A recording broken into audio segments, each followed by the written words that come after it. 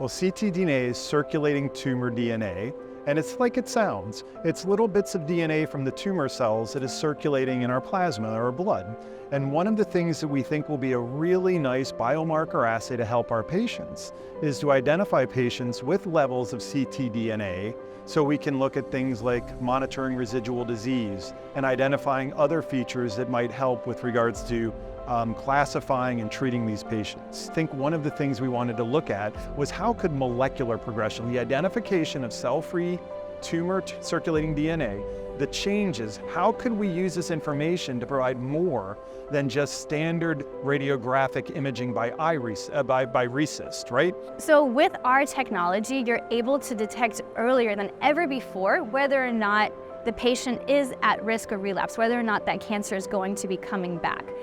So with respect to molecular progression, using this tumor-informed assay, on average, we were picking up progression 2 months prior to imaging.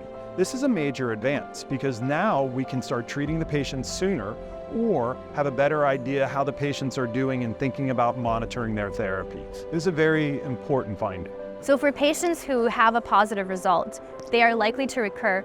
And in fact, we see that in some data sets, all patients who recur had CTA detected in advance, and lead times varied. They could be very wide depending on the cancer types. The core of this technology is the advance in identifying patient progression, right? And molecular progression compared to radiographic progression by RECIST. And I think that the month, 2 months, and some patients even more, that allows a therapeutic window for us to intervene in these patients that may be responding at a very early time, perhaps providing a better therapeutic window, better therapy options, and better responses for our patients. And I think this is one of the main advantages of this technology. And we're going to see more clinicians ordering and more patients benefiting from getting access to the information that they need and their care team needs to really plan ahead and understand what's coming next.